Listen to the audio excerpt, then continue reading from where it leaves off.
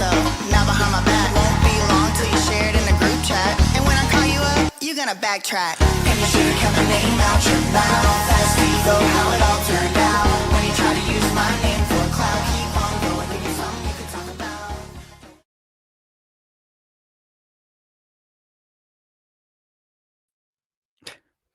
Would help if I was in the stage. Hello, everybody. How are you doing this fine? What is it? Tuesday, November 25th, 2025. We do have some things to talk about with the David case. There's been some updates. So the most recent thing I reported on, I believe, and gave my opinion on, of course, was the Frozen, the whole, Frozen debacle, the whole Frozen ordeal. And I ain't talking about the one where it had a Queen Elsa. Okay. I'm talking about it was being exclusively reported by TMZ that Celeste Rivas Hernandez, not only was her body frozen for some time after she was deceased, but also that the cops, when they recovered her body, was maybe like already partially still frozen or something. And now a lot of people were like, that doesn't make sense. Because, the thing about it is, like, I don't know if my like brain always worked like this, but whenever I was studying for the it's called the LSAT, the law school admissions test. I studied for that test for like 2 years, and the hardest questions on the test are questions that look like there's no right answer at all. Some questions it's like, oh, it looks like there's 2 right answers. But sometimes you'll look at a question. I mean, you're supposed to finish these questions within about a minute 25 seconds if you want to keep on pace. Sometimes you'll be staring at this thing, no clue what to do with it for like 6 minutes. That's like the hardest questions, are the ones that look like they have no answer. So I think I legitimately trained my brain through studying for 2 years for that test to try to figure out how something being said could possibly be true. You probably saw me working through this and how my mindset, I'm giving you context for my mindset because I want to let you know like where my biases are and where my reasoning comes from and my perspective, because this is my opinion channel over here. Okay. So if you just want to hear the news, go read it. But the thing about it is, and what we're going to talk about today in this video, the news gets it wrong too sometimes. Okay. So it came out recently that that Celeste Rivas Hernandez's body was frozen. And also it was reported that not only was her body frozen, but that when the cops found her body, that the body was still partially frozen. Okay. So all the way back to the very first or maybe second video I ever made on this topic months and months ago at this point, I always said, and I do believe it's because I think about the outside the box possibilities. If it's a possibility greater than 0.0 chance, I'm going to think about it. A lot of times I bring those possibilities up to y'all too. So the first time I ever heard about this case, the first meaningful thought I ever put into this case, my thought was, when did the body get put in the car? When did the body get put in the car, and where was the car when the body got put in it? I have not seen a single other source, and no shade to them. I don't blame them for not thinking of it this way. Like I said, again, I don't think I always thought this way either. But to me, and knowing what I know or knowing what I believe about the LAPD, they're not trustworthy. Within the LAPD, there is corruption. Now, is the whole LAPD, every single individual solitary officer, corrupt? Well, I damn sure hope not. Excuse my language. I hope not. But could be. They're all humans. Humans are capable of lying, right? And that's why I like evidence. The tow yard, the tow lot where the body was found, where the David, girl, please. The tow lot, the Hollywood tow or whatever, is, from what I understand from reportings at the time, is an LAPD controlled or operated thing. It's like, where the cars go when they get towed by the government, by the state or by the municipality or whatever, by the city, they go there. So LAPD has control or some type of control over this Hollywood tow lot. Adding that with the recent Diddy case that I did cover extensively all day, every day of trial. I think I was on every day, every single day that Diddy had trial. I think I was either online or over there in the court, talking about it. So the thing that I learned during the Diddy trial was that there was this break-in to Kid Cudi's house. I promise this is all gonna relate to each other because we're talking about LA and LAPD. There was a supposed break-in at Kid Cudi's house. Remember that? And it was like supposedly Diddy was either broken or he was like behind it. And there was, and this is allegations. This is all from the Diddy trial. That was, he was found not guilty on most serious counts and all that. But I'm just remembering that it was testified to by an officer or a detective or whatever with the LAPD that there was fingerprint evidence gathered and collected from Kid Cudi's house. That this was all back in I think 2011 or 12. And within 1 year, that fingerprint evidence was it was destroyed. It was destroyed.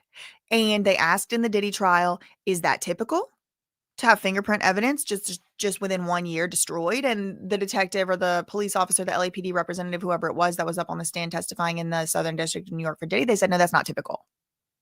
No, typically we wouldn't have destroyed fingerprints that we just collected a year prior. And so then the lawyer, the prosecutor says, do you know who ordered the destruction of the fingerprints? And there was an objection from Diddy's lawyer and he wasn't allowed to ask the question anymore or whatever. She wasn't, whoever it was. Okay, interesting. So we do know that sometimes some irregular things can happen at the LAPD, according to the LAPD on the stand under penalty of perjury in the Diddy trial just this year. Okay, now that was not the David case. That was years and years and years, almost decades ago at this point. So fine. No, more. Yeah, almost decades, like more than a decade ago. But that stuck with me. That stuck with me as proof, some type of proof. The proof is the testimony on the stand that sometimes things don't go as they're supposed to go. It's not always by the book over there at the LAPD. Now, maybe that's because of corruption. Maybe that's because of trying to cover up something for Diddy. Maybe it's just an accident. I don't know, and I don't pretend to know. However, that was, to me, proof. In my opinion, that was proof that things don't always go according to plan over there and by the book over there. Maybe it was going according to plan, but it's not always by the book at the LAPD. So I'm thinking, all right, they got a little small body that weighed 75 pounds. Now, you remember before they even said who it was, I said, who weighs 70 pounds? That's got to be a very young girl, a very young person, boy or girl. Then it comes out, that it's Celeste Rivas Hernandez. But the whole time I'm like, I see what the most obvious, what's Occam's razor. There's this, what would you call it? A maxim. There's a maxim within philosophy called Occam's or Occam. I don't know how to say it. Occam's razor, right? And you can imagine a razor. I'm teaching y'all something. Get your notebooks out. I had to pay tuition to learn this stuff. Occam's razor is the logical maxim that stands for the proposition that the most efficient explanation or the most obvious explanation is usually what's going on. That's a starting point. Usually you're going to just look at everything around and say, what's the most obvious? So I see the most obvious plan of events or sequence of events, which would be the easiest to believe and would take the least amount of explanation, is that Celeste Rivas Hernandez's body was in that Tesla for a month. They moved the car around. That area, but her body was in there. It was in there when the car got parked. That's the most easy Occam's razor. I really don't know how to pronounce it. That's the easiest thing to believe. That's the path of least resistance. And that appears to be what mainstream media has adopted. And it's one of the few things that SF Investigates and TMZ agree on. One of the few things they are now disagreeing on everything. Shout out to Rabbit. I was watching her video this morning. But they've agreed on almost nothing. I mean, really, they're at odds. It seems. It seems like SF Investigates is kind of on the side with the medical examiners, and TMZ is kind of on the side with the LAPD. That's what it seems like to me. And it seems like there's a rift. It seems like there's a rift. I don't know, rift. A disagreement between the medical examiner and the police. There's some tension. Okay. Usually they would be working together. Usually they'd be on the same team. Usually they'd be pals. But the medical examiner, we're going to get into this. Has made a statement kind of calling out the LAPD. So one of the few things that SF Investigates appears to agree with TMZ on is that Celeste Rivas Hernandez's body was in that trunk for a real long time. Not only was it in the trunk for a real long time, it was weeks, it was possibly months. And, they disagree about a lot of other stuff, but that, her body was the remains were in the trunk for weeks and weeks, months, maybe. And they were right there in that neighborhood, and they were in that Tesla. But there is another explanation. There is another, I will say, possibility. And I've been talking about this possibility since my first coverage of the case. Celeste Rivas Hernandez's body was not in that trunk when it was parked on the street. It's a possibility. Now, listen, I know that a lot of y'all who haven't studied for the LSAT for 2 years and self-rewired your brain are going to have what's called a knee-jerk reaction, which is where you're not listening to the logic of what I'm saying. You're married as if you went and had a marriage ceremony. I'm only talking to a very few of y'all. I know that most people over here are very open-minded, or else y'all wouldn't be able to tolerate being on this channel. Thank you. Shout out to y'all. Shout out to the cousins in the chat. But there's many possibilities. I mean, one possibility is quite literally she vaporized and materialized by an alien civilization, zapped her remains into that car. There's a possibility the cartel put her into that car. It's a possibility that this whole thing has been a big sham and there was never a Celeste Rivas in it. These are possibilities. Now, is it a likely possibility? No. I don't think it's likely. I think Celeste Rivas Hernandez was a real person. I think she really did pass. And I think that her remains were found in a trunk. But how did it get there? When did she die? When did Celeste actually die? Where was her body kept from the moment? In the law, they have this chain of custody about evidence, right? Like a smoking gun, right? A pew-pew. Let's say there was a pew-pew used to unalive somebody, or a pew-pew used in a crime. You got to find the pew-pew. And then you got the pew-pew and you're here at court and they're saying, oh, there's fingerprints on the pew-pew. There's DNA on the pew-pew. But hold up. What happened to the pew, I'm saying pew-pew because I'm trying to follow the rules over here. But there's this, item. Who picked it up? Did that person, did the police, did anybody on the scene pick it up? Oh, shoot, we got Ring doorbell footage. Here's the neighbors coming in and shuffling around the crime scene. How do we know that wasn't their fingerprints, right? So there's this chain of custody. How do you know that weapon belonged to my client? The defense lawyers would say. So with Celeste Rivas Hernandez's remains, there is a chain of custody issue, type issue, adjacent issue, not that her remains are evidence. But I'm trying not to dehumanize this child. I'm trying to, speak respectfully, but what's still within accurate portrayal of the law. There is a possibility, hear me out, without the knee-jerk reaction, hear me out, that Celeste Rivas Hernandez was frozen at some point. If she had died in the spring, it's almost required that she had to at least been refrigerated. Almost required. If she died in the spring, what is the spring ends in what, May? So sometime before May, it would have to be March, April, May, somewhere in there. That's the spring. Incidentally, Amanda Rabb died in the spring as well, May 15th, but I digress. These mysterious deaths. So interesting. Anyway, that's just, I'm sure that's just a coincidence. She died in LA, in Vegas, apparently. But anyway, that's not the point. The point is, what happened to Celeste's remains at every single moment from the time she lost her life to today? What happened? You think they just immediately put her in the trunk and then just driving her around for months and months and months? Possibly. That's possible. Could it be that her remains were... listen, what I'm saying right now, please don't take it as if I have it as a theory. Okay. This, what I'm about to say is I'm just saying, so you can get the broad scope of what's possible here or what I'm thinking in my mind. Celeste Rivas Hernandez could have been just, lost her life in whatever way she did at whatever time she did. Her remains could have been transported to one location where they could have overstayed their welcome, and then somebody had to move them to another location, and then somebody had to move them to another location. Do you follow? You see what I'm saying? So we really don't know who put the remains in the trunk. SF Investigates says he has no video footage which shows her remains getting put into that trunk. So he believes, and I think it's totally reasonable to believe her her remains were in that trunk when it was towed to the tow yard. But SF Investigates says he says, we can only just go by his word, but he says that he has no proof of the body being put into the trunk. So really, the answer to when did the body get put in the trunk, as far as anybody is concerned in the public, is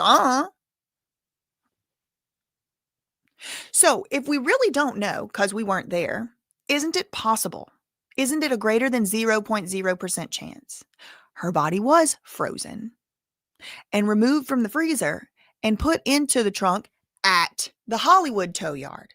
Yes, the answer is yes. Y'all can argue, y'all can have knee-jerk reactions, y'all cannot use your frontal lobe, but the answer is yes, it is possible. Is it likely?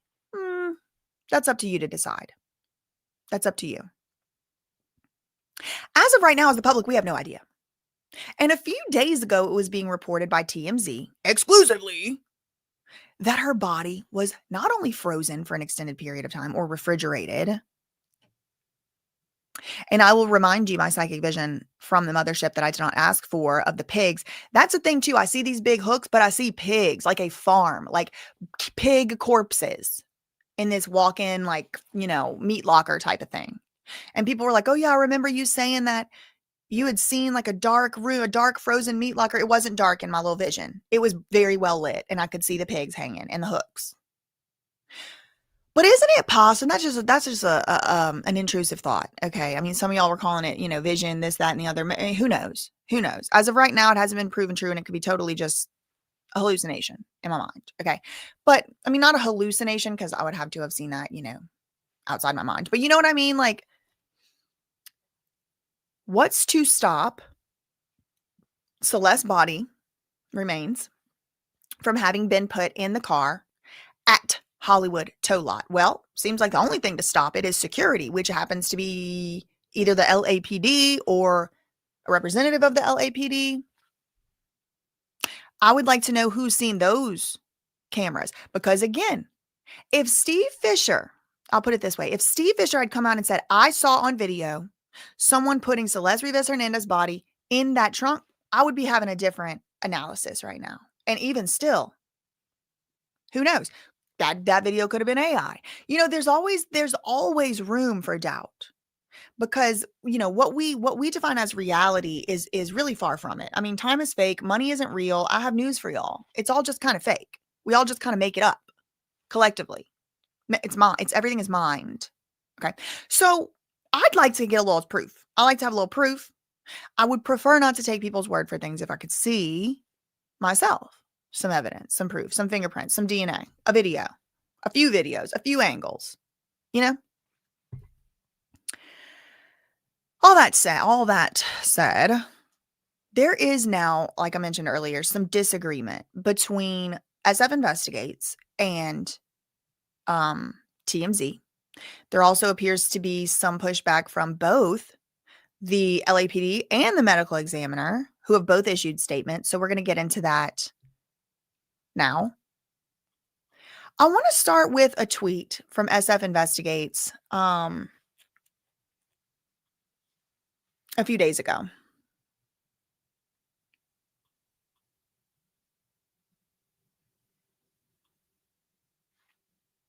Now, I do want to be clear again, y'all.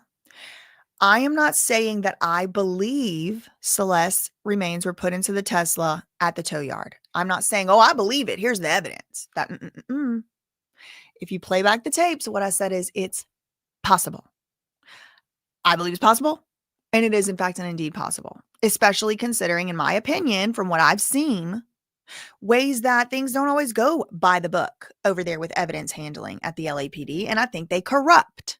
One of them works at the LAPD right now, took a $50,000 bribe from Diddy. I believe it was a bribe Diddy denies it was a bribe from Diddy to not talk about stuff that happened at the Intercontinental Hotel back in 2016. Now, he wasn't an LAPD officer at the time, but he is right now. Okay, so a guy with the morals or lack thereof to take $50,000 in exchange for not talking about an instance of abuse that he saw, that he was responsible for making sure nothing happened to her and all that. Okay, so that guy with those morals works there. Well, then I don't even have to ask or wonder what the whole entire department must be made up of. Okay. So a few days ago, I don't know if I covered this on my channel or not, but it was a few days ago that Steve Fisher from Steve Fisher Investigates commented. I'm trying to find. Okay, this is November 20th. This was 5 days ago. Let's start here. He said, because of the volume of calls and emails I've received following TMZ's reporting from an unnamed source, I need to state that for legal reasons, I cannot provide any further public comment on the Celeste Rivas Hernandez case at this time. So this was like, let me see, when was the 20th? It was on Thursday. Thursday was November 20th. So today's Tuesday. So this was last Thursday, last week. Because the volume of calls and emails I've received, I need to state that for legal reasons, okay, this was Thursday, for legal reasons, I cannot provide any further public comment on the Celeste Rivas Hernandez case at this time. This is not permanent, but for now, this is the situation. My client's goal and my goal remain justice for Celeste Rivas Hernandez, hashtag justice for Celeste. So that was on Thursday, and everybody was kind of like, that's interesting, because he's like a private investigator he's constantly been saying, I'm not trying to step on LAPD's toes. There's stuff that he knows that he's not even saying to the public or not reporting publicly because he doesn't want to step on LAPD's toes, et cetera, et cetera. So it seems like he's been playing fair, but been playing nice with them. So then he doesn't really say anything much about it for the next couple days. But yeah, watching a rag tabloid get trolled would be hilarious under almost any circumstance beside at the expense of a teenager, which isn't explicitly a comment on the Celeste Rivas Hernandez case. Could not be, but I just kind of took it to be like, maybe somebody was dragging TMZ and he was happy about it over there or something. He's doing another investigation in Vegas. Anyone wants to watch a complete meltdown? Okay, he's in some drama with some people I'm not covering. I don't give a shit. I am not going to okay. So 3 days later after that, I'm not going to talk publicly about this case tweet. He tweets this. He says, I'm not going to use anyone's name, but it will probably be obvious what I'm referring to. He says, if that violates anything and someone feels I need to be arrested, then honestly, being locked up without a phone and a computer sounds like a dream vacation right now. So that's fine with me. Freezing a body completely halts the decomposition process. Okay, so let me just say something about this first paragraph first. What could he possibly be talking about? Now, I know what he's talking about. Now I know that the case has been sealed and there's, a sealing order on the case. But at the time he tweeted this, that was not public knowledge. So he said, if that violates, so remember, November 20th, he's like, for legal reasons, I can't comment on this case. 3 days later, he's like, I'm about to say something. And if that violates something, y'all want to get me arrested, go for it. Because there's some things I need to say. Did he get a cease and desist? Was he asked not to publicly comment on this case? These are things I don't know, but I'm just reading between the lines of his black and white tweets. Second paragraph. He says, freezing a body completely halts the decomposition process. And we all know this to some extent, not with a body, but like, anybody's family hunt deer, hunt whatever. You take the whole, you take the meat, you take whatever, you put in the freezer. You go to the grocery store, you get some chicken. You're not going to use the whole pack of chicken. You put the chicken you're not going to use in the freezer.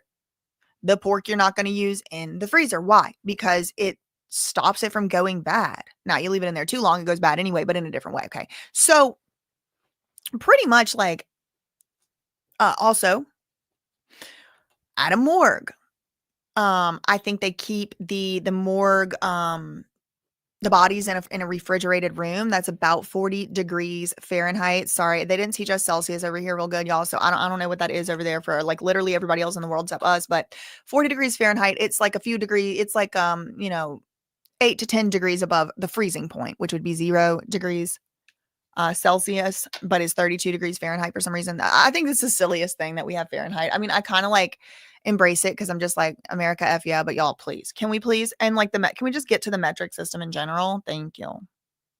Thank you. Anyway, they're not going to let us do it. So you can imagine, I mean, I've never had occasion to need to store any human remains personally, but you can imagine if somebody was trying to, even for a legal or a lawful purpose, like the morgue or whatever, like, they would keep it cold. You're not going to put it out. You're not going to heat it up and put it out in the hot sun because then it could decompose faster or worse. So if you're trying to preserve something, you might refrigerate it or keep it cool. So as I've investigated, it's kind of, saying those things, which do seem intuitive and obvious to me.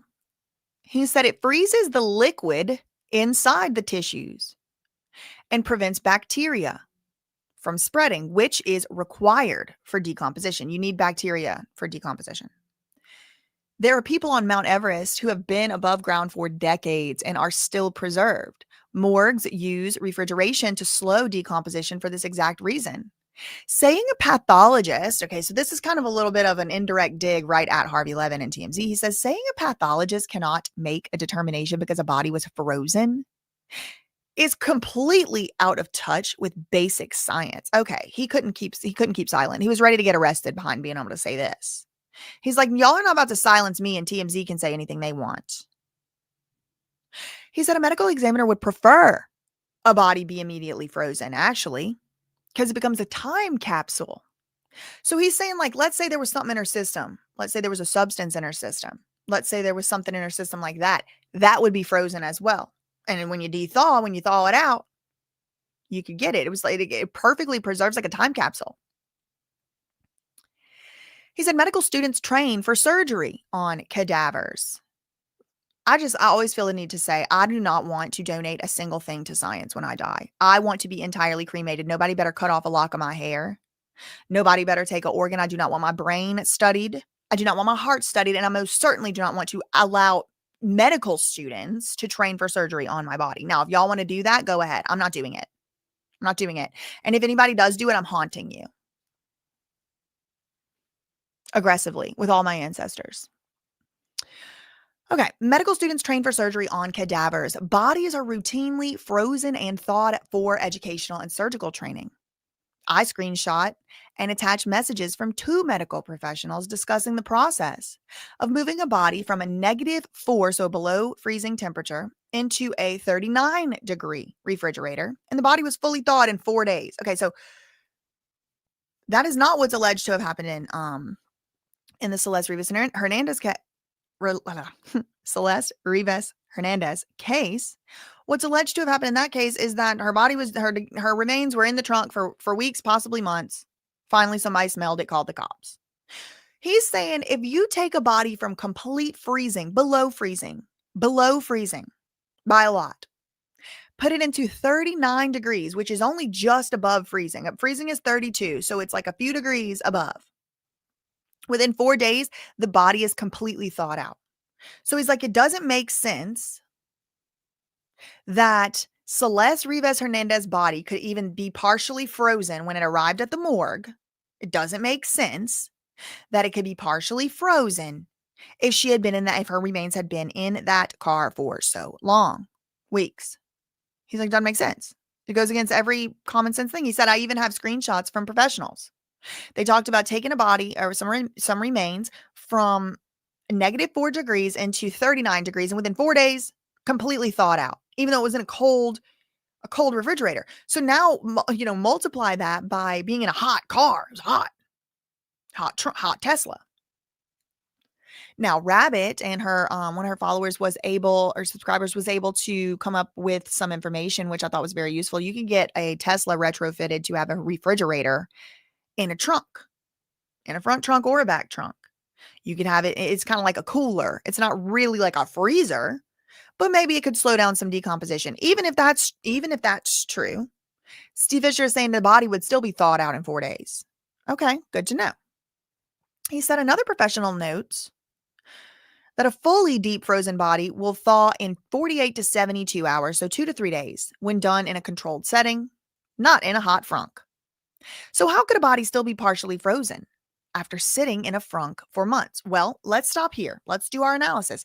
How could a body be partially frozen after sitting in a frunk for months? It couldn't. It couldn't. It wouldn't. So either the body wasn't partially frozen or it was. The Occam's razor of it all, the logical maxim would say, since everybody's pointing in one direction, maybe they know something we don't. Maybe her body was in there for months, so it probably wasn't still partially frozen. But wait. Because as much as I want to jump on the bandwagon of saying TMZ must be lying, because I can't stand them over there, and they, have most certainly reported false information in the past. Let us not forget, it was TMZ, in fact, who identified the remains of this child before even the LAPD.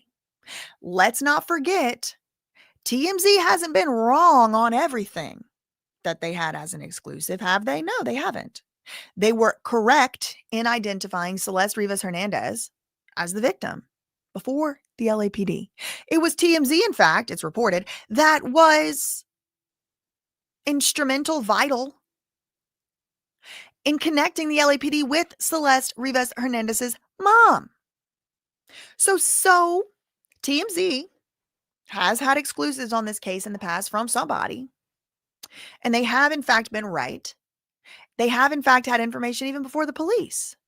So let's not forget that. There is at least the capability of TMZ to have the right information.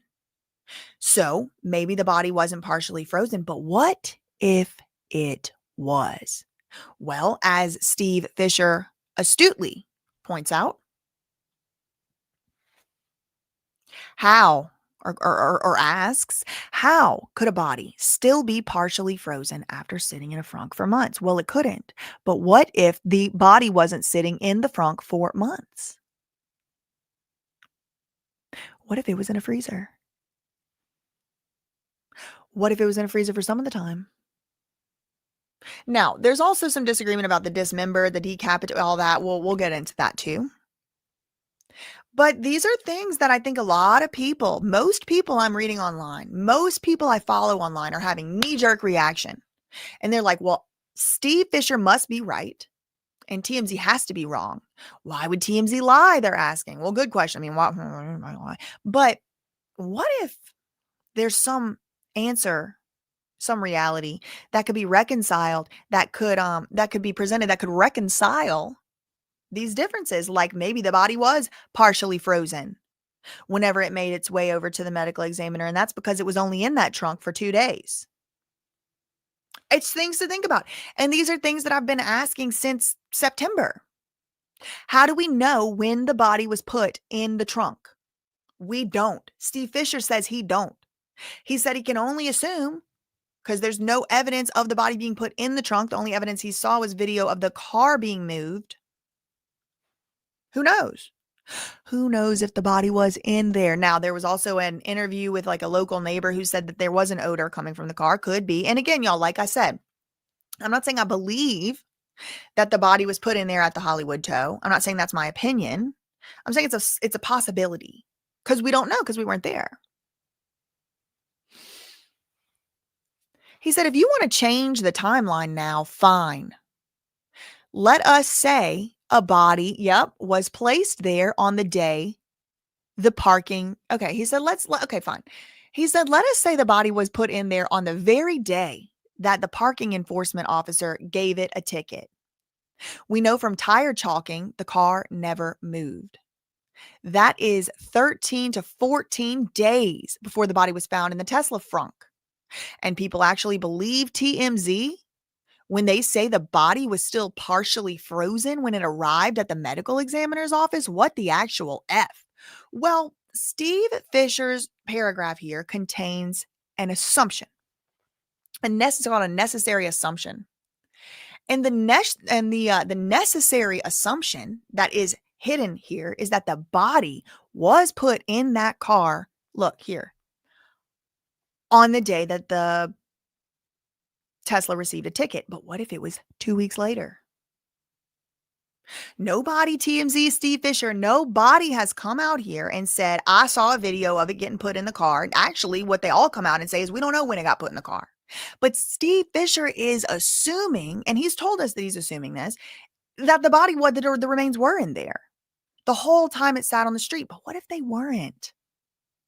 The body was smelling so bad at the Hollywood Tow that they had to call the cops.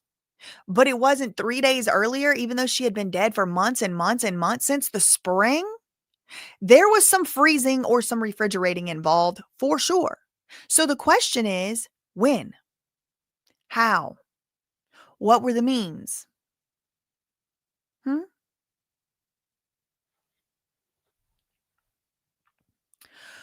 Right now, the choice is between science and TMZ. Well, science, if you believe and if you accept as fact a presumption, if you accept as fact that there's no possible way the remains could have been put into that Tesla at the Hollywood Tow, and it appears that Steve Fisher is not even contemplating that possibility. Again, he might know something I don't know. He definitely knows a lot of stuff I don't know.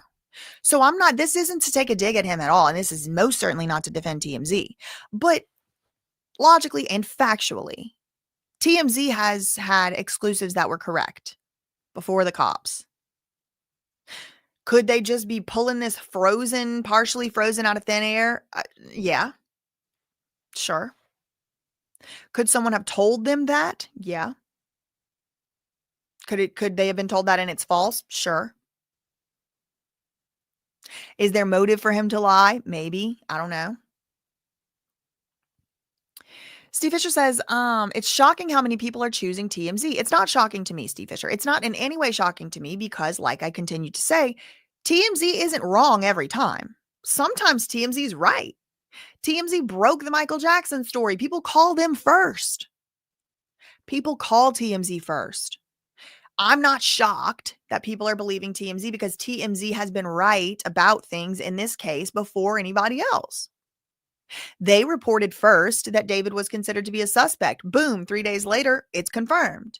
They reported first it was Celeste Rivas Hernandez, and they were the ones who told it to the cops. They were right. So I don't have any problem believing that people would believe TMZ, and it's not in any way shocking to me because in this particular case, they've been right and they've had exclusive information that was correct. And when you're in a situation where all you can do is rely on the public reporting, and hopefully they are all a little different, and you can kind of see where maybe there's the truth, maybe where there's opinions, maybe where people are mistaken. And again, TMZ's been wrong before too. But it's not like, oh, if it came from TMZ, it's 100% definitely false. They would have ceased to exist. Like some of it has to be true sometimes. This is the same outlet that published breaking news today saying the house has a refrigerator and freezer in the kitchen, an appliance every house has. Yeah, I think that is a little bit misleading, or maybe Steve Fisher didn't realize that there's like industrial, there's a box of a deep freezer, like a separate appliance box of a freezer. So yeah, they did report that there was a refrigerator in the house. That was kind of stupid. But they also in that reporting reported that there was that box. It was like somebody had shipped a freezer over there, separate and apart from the one in the kitchen. It was like a deep freezer, a different separate freezer. I do think that is actually very important and interesting information. But I think, and understandably so, it seems like Steve Fisher's got his ego involved in the story because he's being attacked. And I personally, that happens to me as well. When I'm attacked, my ego becomes involved. And I think he maybe is, or Steve Fisher knows some information he hasn't told us, which is almost certain. So all I can do is just analyze from the public record. And he's like showing this. Hi again. For example, if you wish to dissect. Okay, this is his 2 screenshots from his experts that we talked about. Okay. So that was 2 days ago. I'm not going to use anyone's name, probably be obvious what I'm referring to. If this violates anything, come cuff me. I don't care.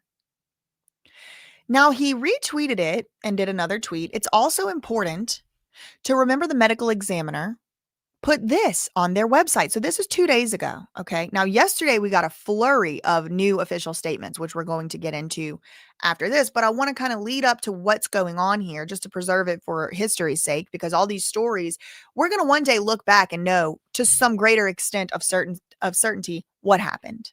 And we'll be able to come back and trace these patterns of how things get reported, how things get misreported, et cetera, et cetera. Right now, who knows? Who knows? It's also important to remember the medical examiner put this on their website after finding the body and before identifying her. They used her and she pronouns in the statement and said she was severely decomposed, and also said she appears to have been unalive inside the vehicle for an extended period of time before being found. Okay. So according to the medical examiner, and this is some of the information that I believe Steve Fisher is using in his assumption, which I think is totally a reasonable assumption, that Celeste Rivas Hernandez remains were in that trunk for a long time. He said the medical examiner said she appears to have been deceased inside the vehicle for an extended period of time before being found. He said, so I'm sticking with the medical examiner's office over TMZ. Here's the complete statement. The decedent was found severely decomposed inside a vehicle on September 8th, 2025. She appears to have been deceased inside the vehicle for an extended period of time before being found. We are unable to determine her age or race ethnicity. The decedent was wearing a tube top and black leggings, size small. She has wavy black hair. Jewelry includes yellow metal stud earrings and yellow metal chain bracelet. One earring. She had one earring. Okay, then yesterday he says one last point.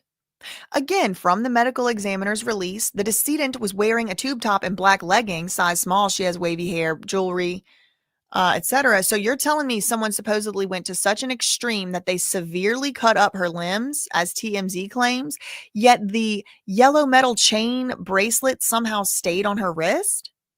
And they supposedly did all of this so she could not be identified, but they left identifying items. I don't think they did this so she could not be identified. I don't think that was speculated. I think it was so she could fit. I think they were saying it was so she could fit. No one said anything about not be identified, so I don't know where he got that from.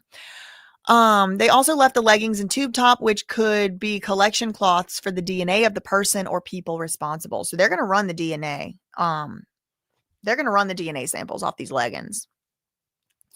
They supposedly went to these lengths, but did not strip her of her identifying clothing and jewelry. I think Steve's going down a rabbit hole with this identifying thing. I don't think if they cut limbs up, it was to fit her in a trunk. It wasn't for identifying purposes, for the reasons he points out. I mean, I think they would have probably made it harder to identify her. Like cutting off the finger with the tattoo. Okay.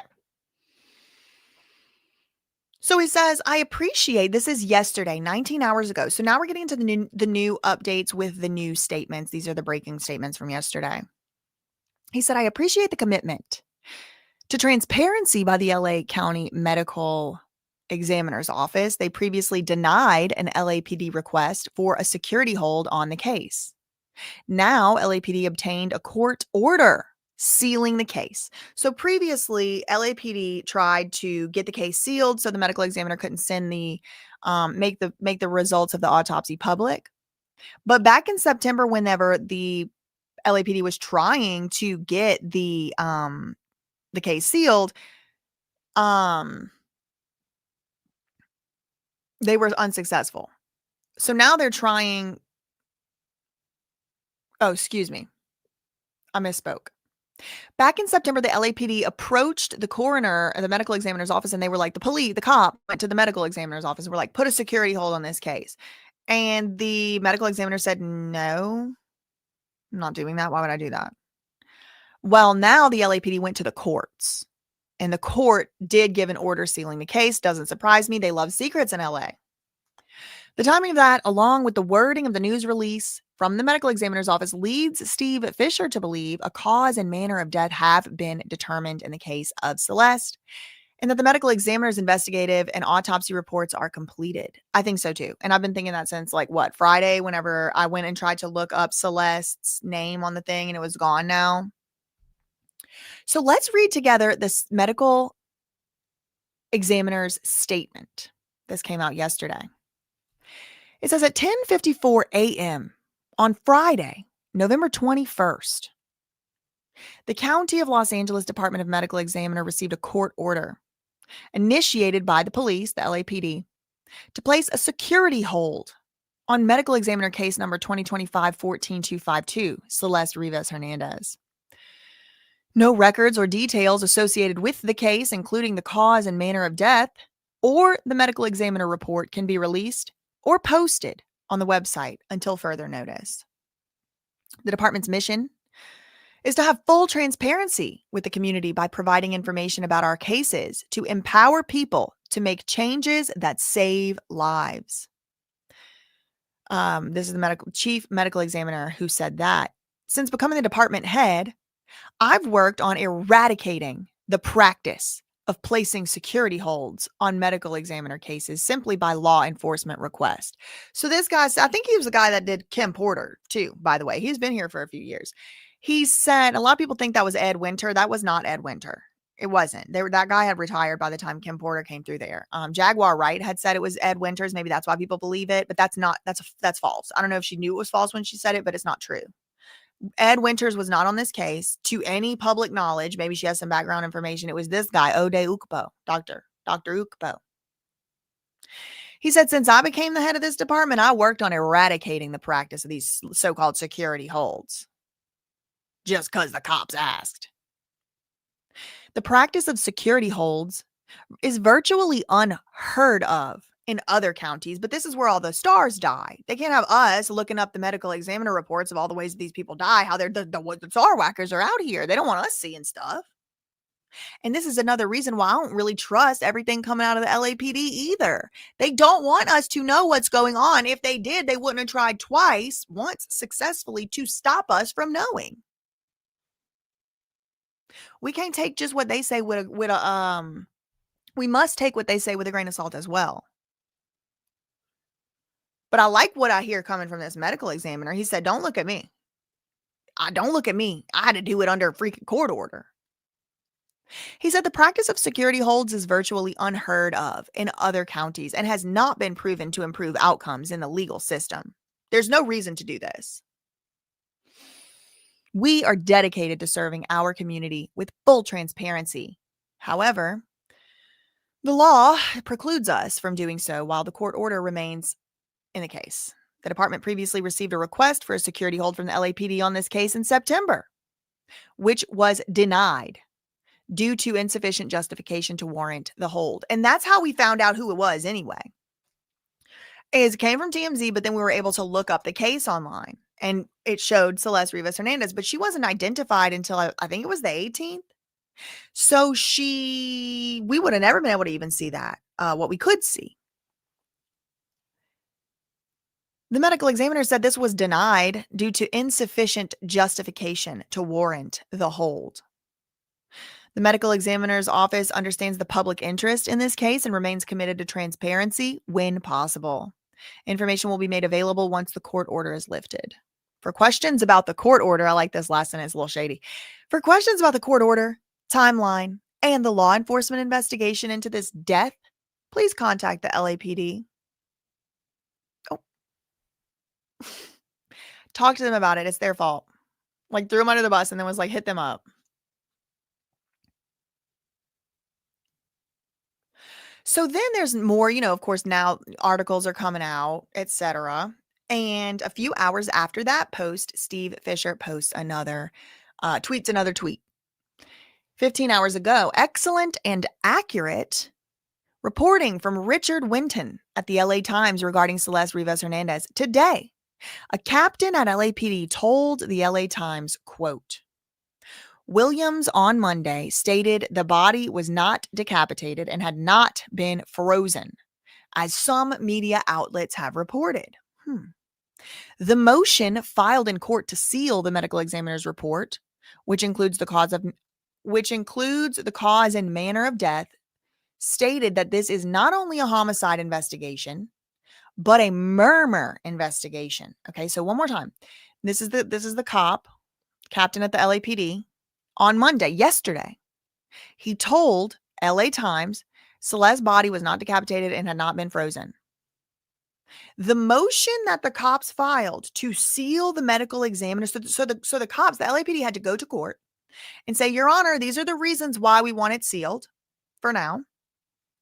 And one of the reasons was Celeste Rivas Hernandez death is being investigated not just as a homicide, which is like, manslaughter, reckless endangerment, whatever. No, murmur, like premeditated, malice aforethought, mens rea, all of that.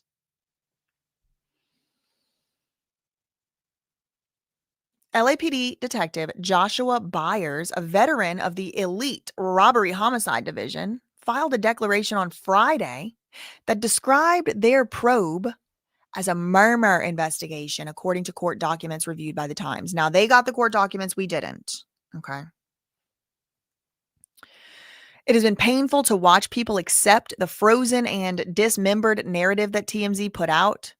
I am glad LAPD has now confirmed that this information was incorrect. It wasn't painful to me. This is just part of it. It's surprising to me that Steve Fisher, doesn't know how it works by this point. People are going to speculate. And the less transparency that the public has, the more wild the speculation gets. That's why I think every single courthouse in the entirety of the United States of America at all times should be live streaming.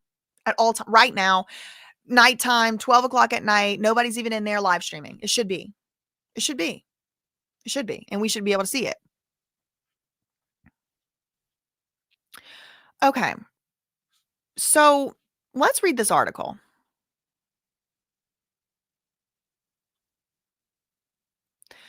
Dead girl was found in David's Tesla.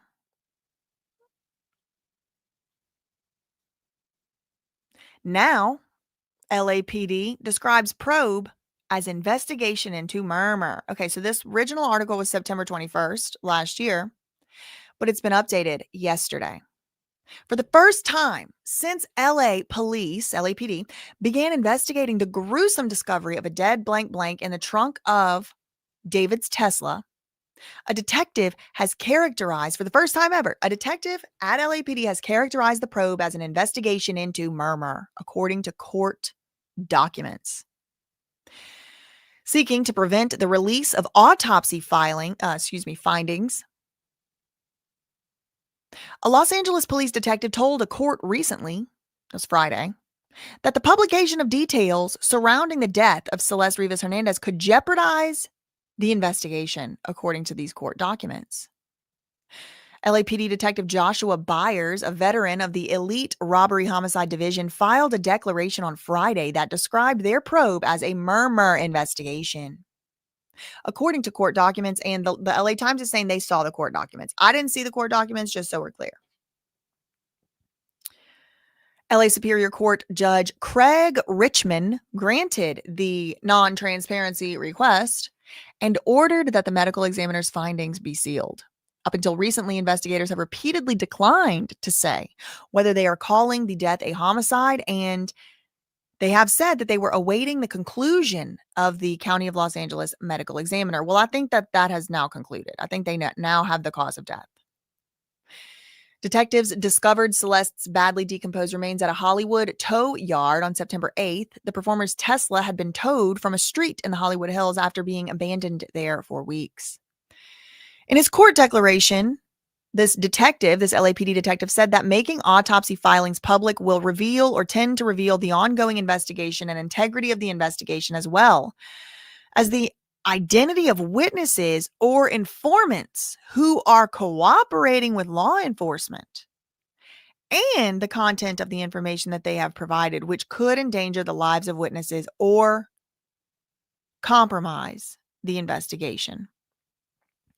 So they're talking about informants, they're talking about multiple witnesses, but they're saying just simply letting the public know the cause of death and how she died. Like, was it a murmur? Was it natural causes? Was it this, that, the other? Just letting the public know that at all could put the whole thing into jeopardy and as far as the investigation, but also could put people's lives in danger. Now, do I believe that? No, I don't.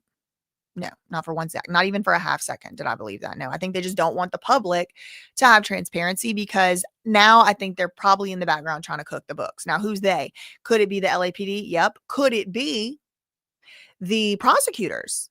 Yep. Could be. Could it be Steve Fisher? Unlikely. I don't see what he would gain from that. But maybe. I mean, who knows? I don't know any of these people. I don't think so, though. The judge ordered the declaration, supporting documents, and the court order itself be sealed. But LA Times still saw it even though it's sealed. See how this works? People with insider knowledge, people with sources close to the blah, blah, blah, blah, blah, blah, blah, they could put stuff out. They could see it. So now we have to take LA Times word for it.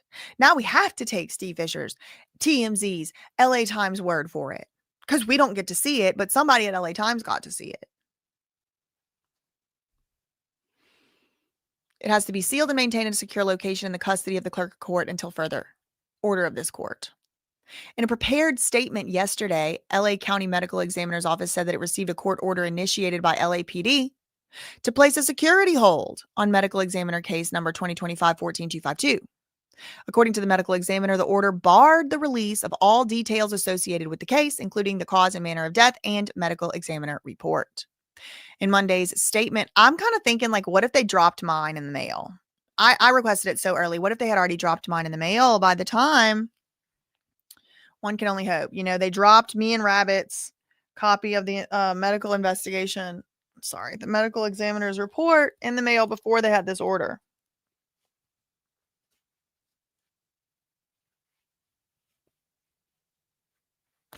My shirt came undone. I gotta fix it. Okay. Okay.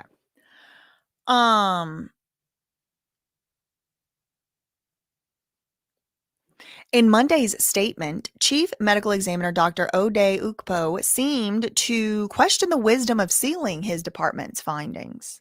Since becoming department head, I've worked on eradicating the practice of placing security holds on medical examiner cases simply by law enforcement request. The practice of security holds is virtually unheard of in other counties and has not been proven to improve outcomes in the legal system. There's no reason to do this. We are dedicated to serving our community with full transparency. However, the law precludes us from doing so while the court order remains in this case. The LAPD, so the medical examiner can't even come out and dispute public, like, let's say that TMZ is lying about the whole frozen thing. And let's say the medical examiner could easily just come out and say, that's not true.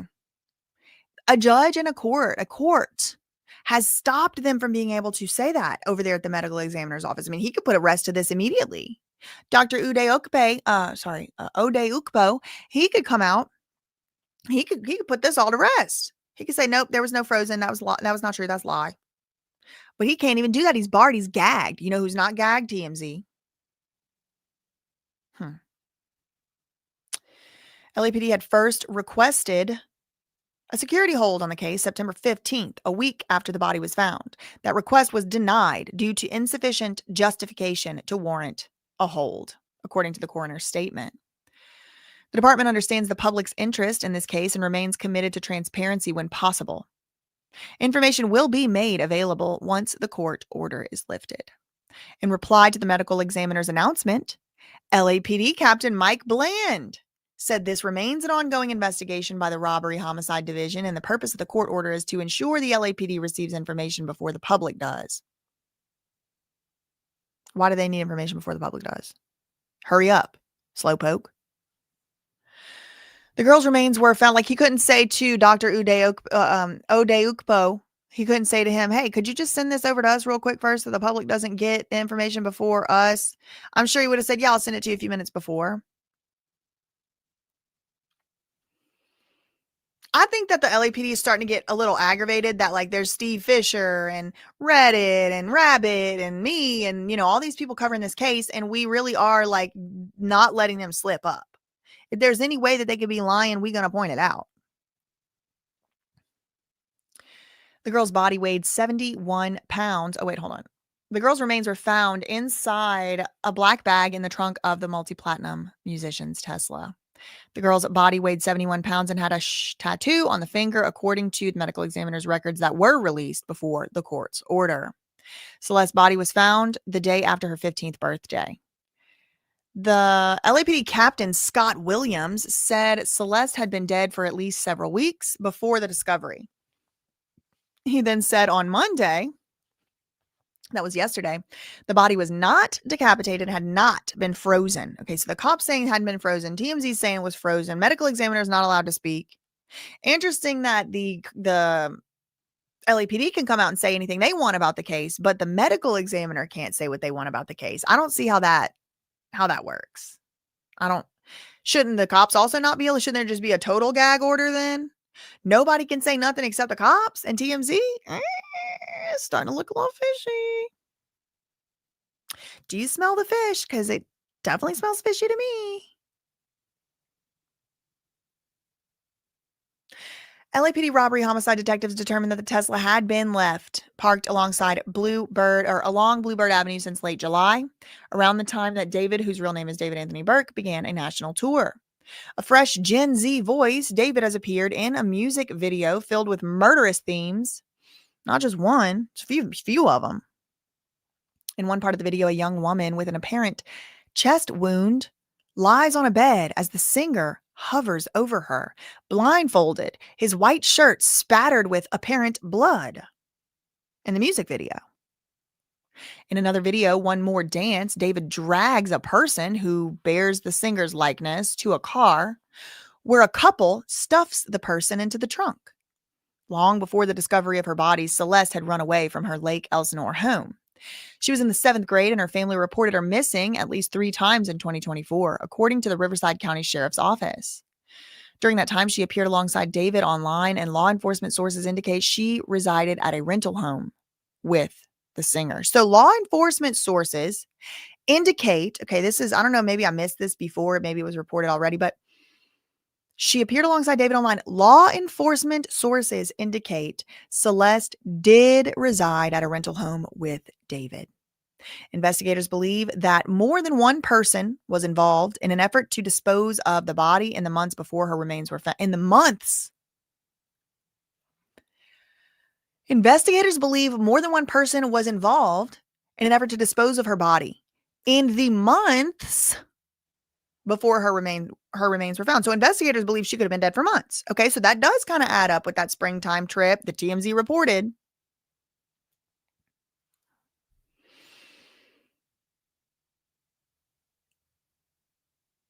This is 2 law enforcement sources familiar with the probe. She may have been dead since the spring, according to one law enforcement source. So TMZ reported this.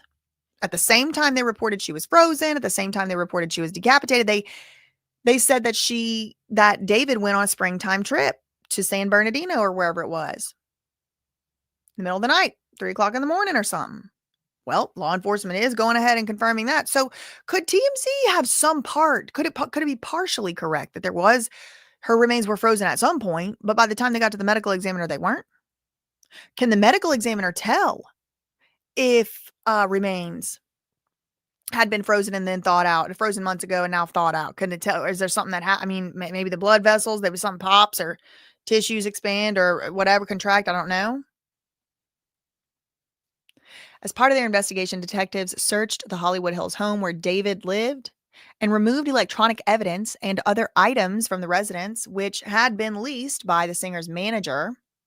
Last week, LAPD Deputy Chief Alan Hamilton, who oversees the department's detective operations, addressed the investigation, saying accountability is coming. Our detectives have been working and not waiting for that decision by the medical examiner. They're going to get justice for Celeste Rivas Hernandez. Okay, accountability is coming for who? This is also, again, this is the guy that's over all the detective operations of LAPD. Deputy Chief Alan Hamilton, he said no one is off the table, including David. Hamilton, the same guy, Said the probe has stepped up in recent days, but no official suspect has been named. Okay, so I think that they do have a medical examiner report. I think they got it Thursday or Friday. I think that Steve Fisher got a cease and desist on Thursday, threatened. Don't say nothing else or you could be arrested. That's what made him spooked. And, I don't know. I haven't talked to him, never spoken to him. But I think he was like, all right, well, I guess I can't talk. So I'm not going to be able to talk about this case anymore. I think they got the order on Friday, the next day. And I think yesterday is when all this stuff hit the fan. Celeste first disappeared last year on Valentine's Day. It was the first of 3 times she vanished, and it sparked multiple calls to authorities. Her mother made emotional pleas on Facebook, and the family sought video from their neighborhood. According to law enforcement sources, the singer and the girl met online. David shot to fame, posting Fortnite clips to YouTube and other social media, and then pivoted to make his own music and scored a hit with the song Romantic Homicide. Hold on. She went missing on Valentine's Day for the last time that her family knows about. He wrote a song called Romantic Homicide. I'm starting to wonder, was it a Valentine's Day murmur? I don't know. Who knows? I don't know. Who knows? I don't know. Who knows? Okay.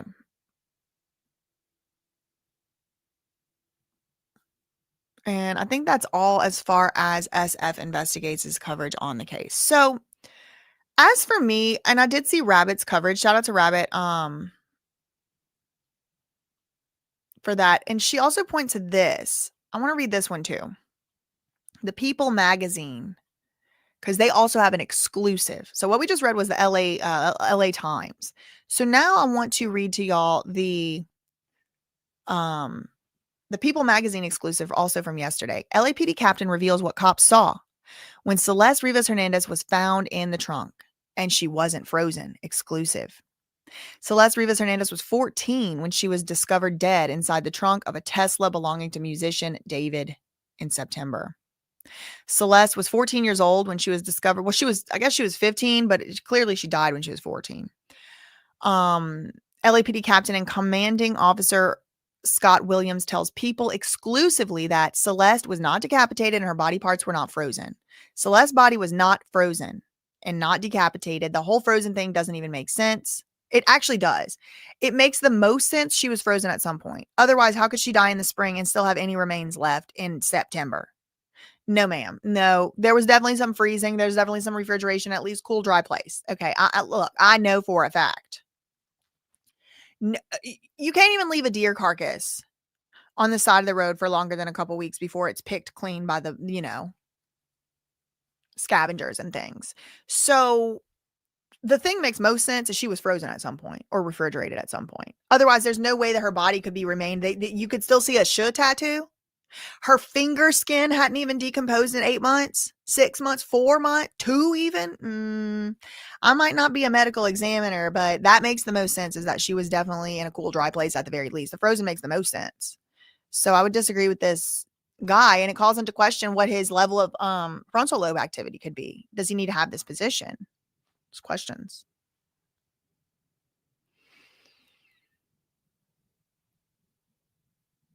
The LAPD is debunking rumors surrounding her remains. See, this is aggravating to me because on the one hand, they want it to make it to where none of us get information. They want to have all the information. They want a monopoly on the information, even though they only derive their powers from our consent and they only derive their paycheck from our money. They don't want us to find anything out. They don't want us to be questioning their investigation. But at the same time, they want to be the only ones that get to come out here and debunk a rumor. Bitch, the rumor wouldn't be going on if we had the evidence ourselves, but we don't. So I'm not mad at people for a rumor. Same thing with Steve Fisher. It's like he gets mad at people for believing TMZ. I don't. Who else are we supposed to listen to? Nobody's given us any information. The police have made 3 statements in 3 months? That's the only thing we can do is speculate.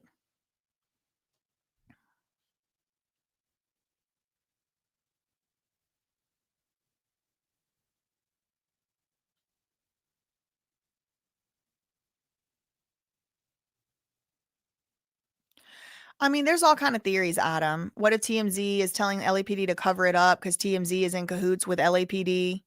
And any contradicting view given from the medical examiner will make TMZ look bad. I mean, anything's possible. It makes the police look weak as hell. Indeed, in my opinion, that is true. Okay, let's go more into this exclusive People magazine, or people.com. It's not called People magazine anymore, I guess. Reporting. So this guy's trying to debunk rumors, which could easily be debunked if we just could have access to the public information we're supposed to have access to, but okay. He told people.com exclusively that Celeste was not frozen, not decapitated. Her body was not frozen. Even if she had been frozen solid when she was put in the car, which there's no evidence to suggest she was, 5 or more weeks in the trunk of a car in sweltering heat in the middle of summer would not have resulted in a partially frozen body being discovered on September 8th. I would agree. But was she in that trunk for months? Because I just want to leave the possibility open that as bad as it looks for David and the fact that he may have committed some crime, he may have committed some crimes. But what actual crime causes someone to no longer be alive? That's murder. Is it possible he's being set up for murder because he already committed some other crimes? You know, this is how they get people. This is how setups work. I'm not saying he got set up. I'm not even saying I believe he did. I'm just saying we have to leave open room for the possibility that any of this stuff is true, because it could end up being true. And then you're going to sit here and be like, oh, I can't believe I didn't even think about that. No, you should think about it. And think about all the ways it could be true and not be true. Think about every and any possibility, because this is what you have to think like. And Steve Fisher, who has way more information than we do, he has said you have to throw logic out the window on this case. So that makes me even think, okay, well, let's think, was it Men in Black?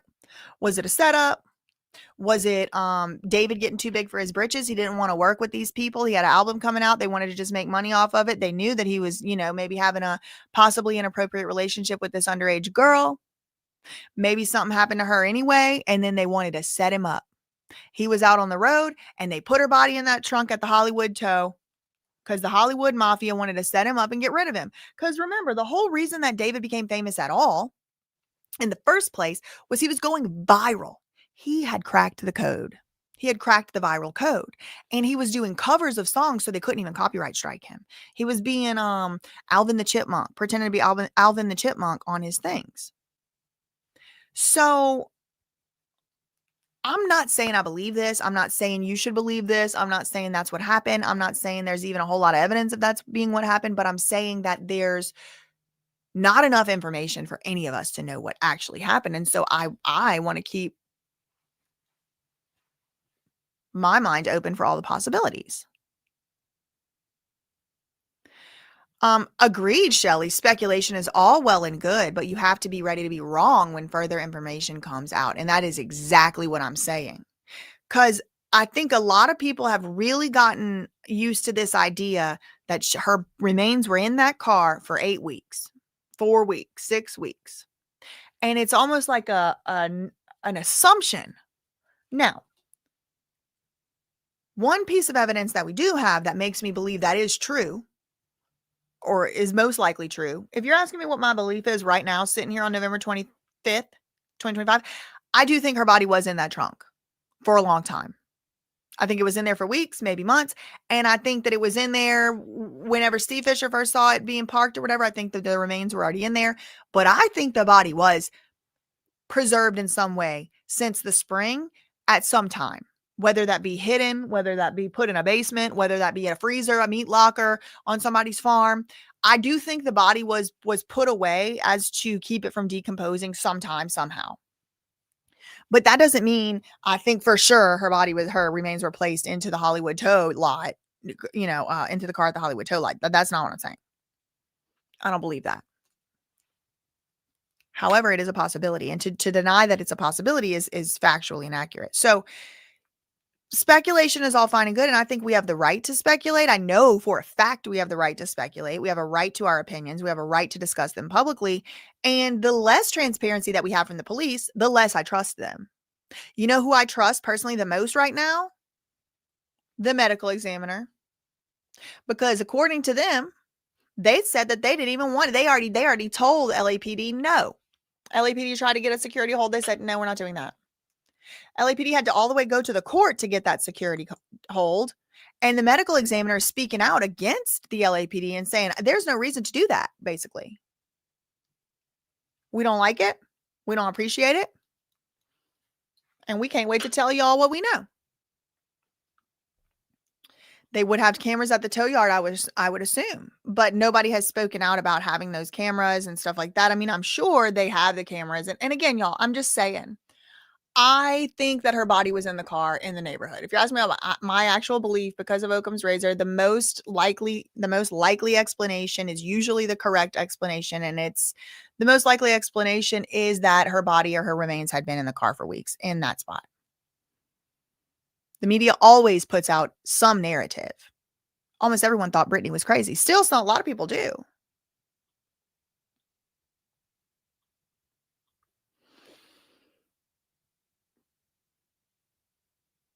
Would not have resulted in partially frozen body. That I agree with. Rivas Hernandez was first reported missing from her Lake Elsinore, California home on April 5th, 2024. That was last year. Her body was found in the impounded Tesla in the Hollywood Hills on September 8th, one day after her 15th birthday, while David was on tour. Singer David was identified as a suspect in her death last week.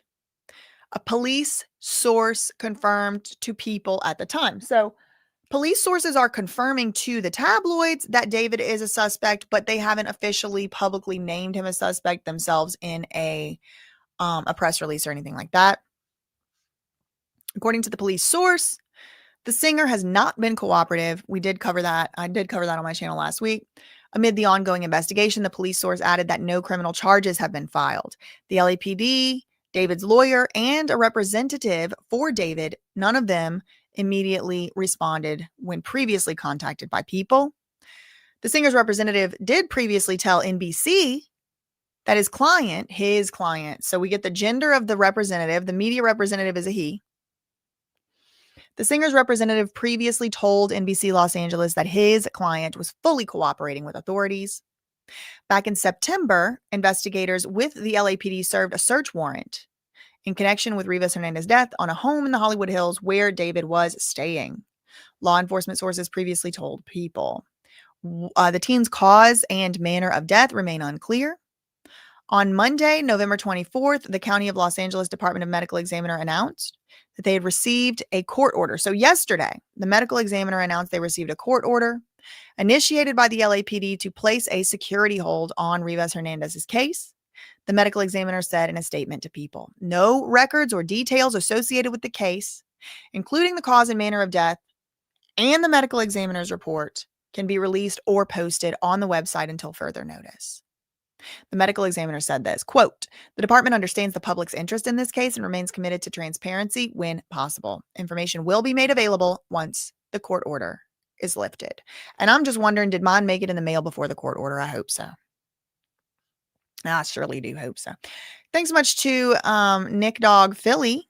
Shout out to Philly for the $5 super chat. The police took Celeste home before. Maybe something, maybe they're hiding something. That's, I did watch a psychic or like a tarot reader or medium or something the other day, like weeks ago.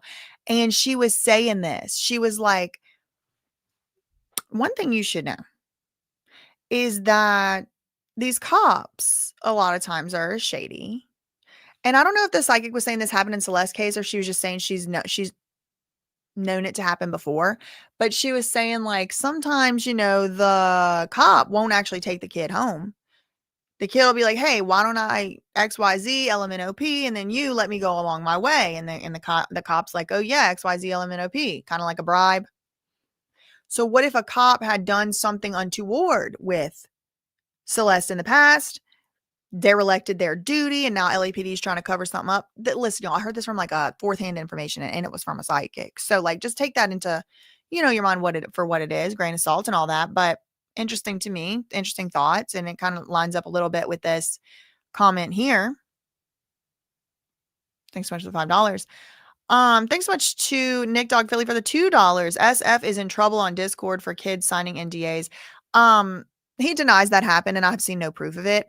I do know that as like an actual independent investigator and commentary channel myself, people make lies up. So if if SF Investigates had somebody sign an NDA, I really actually don't give a flying rat's ass. I don't care at all, because what he's actually doing is seemingly, now if I'm confronted with information proving this is wrong, I'll be happy to change my public stance, but seemingly in my opinion, he's being picked on because the LAPD doesn't like that he's undermining their investigation. That's what they feel like. And now people are lying. But even if people are telling the truth, I don't actually give a flying rat's ass if he had a minor sign an NDA. You know, there's a dead minor. That's the thing. You'll have to keep everything in perspective. There's somebody's dead, a child. So if it takes asking minors questions about it, should he go through their parents? Should their parents be involved? Yeah. But I have seen no evidence that there was any NDAs signed by anybody, much less a minor. And again, if I see evidence, I reserve the right to change my mind. I also don't believe not one thing I see on Discord. I don't go on Discord actually. So anything I hear that happened on Discord, I don't believe it. Discord, it does its name proud. Discord causes discord. Discord is completely infiltrated by foreign agents, foreign actors, haters, bots, agents provocateur, government agents. I just can't believe a single thing that I hear somebody said from Discord. That's me personally, but y'all are welcome to believe whatever you want. Shout out to James becoming a new member. Thank you for that. Shout out to Rabbit down the Rabbit Hole News for the $2 super chat. Can we FOIA the tow lot security footage is a great question. Rhiannon, try it out. Let me know if you can.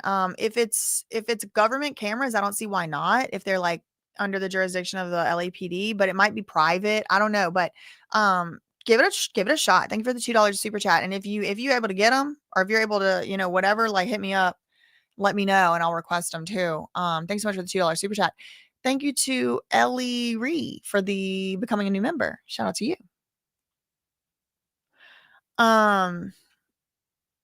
Yeah, they just want to cause drama.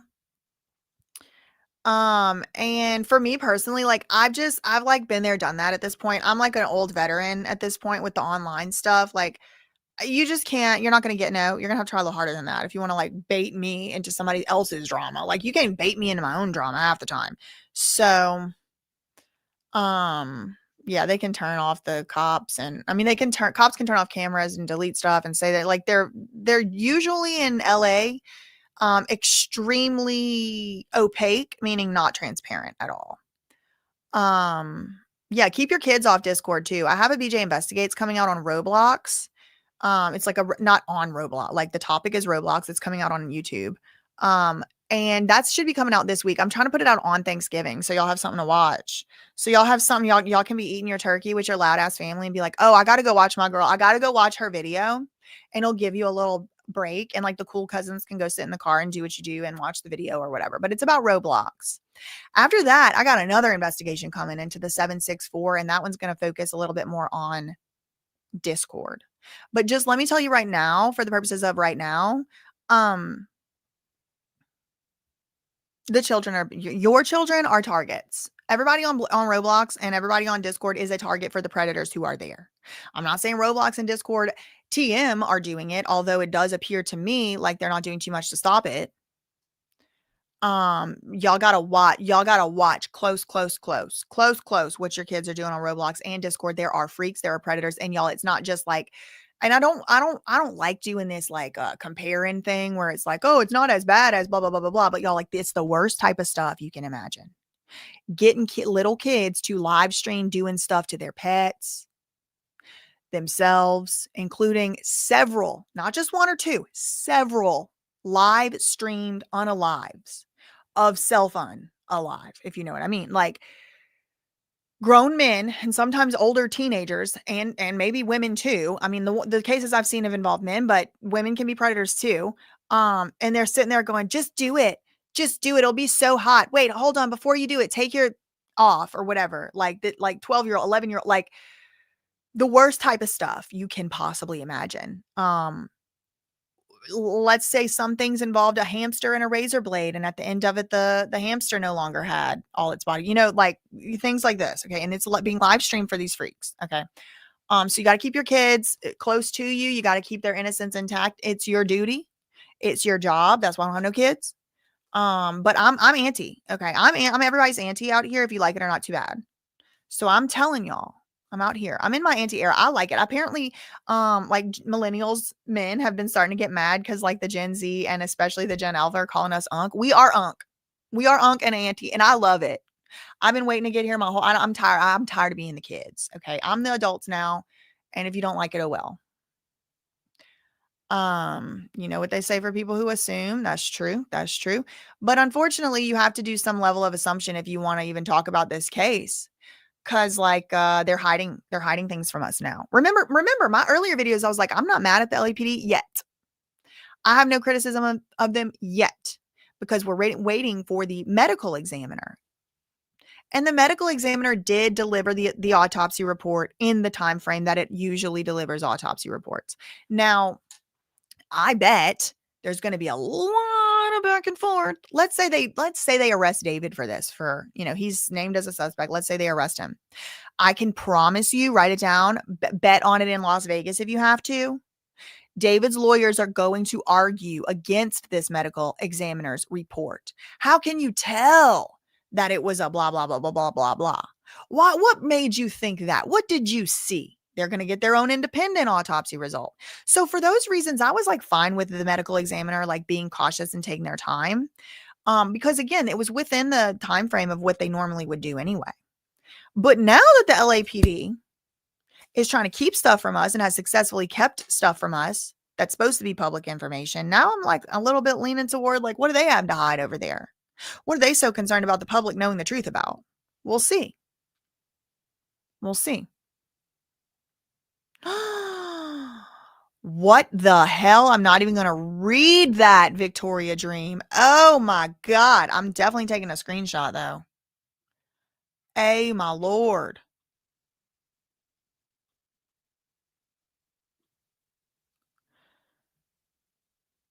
Ugh. Anyway, okay. Well, I gotta go and I'll see y'all later. In the meantime, facts ain't defamation. Love you, meaning, bye.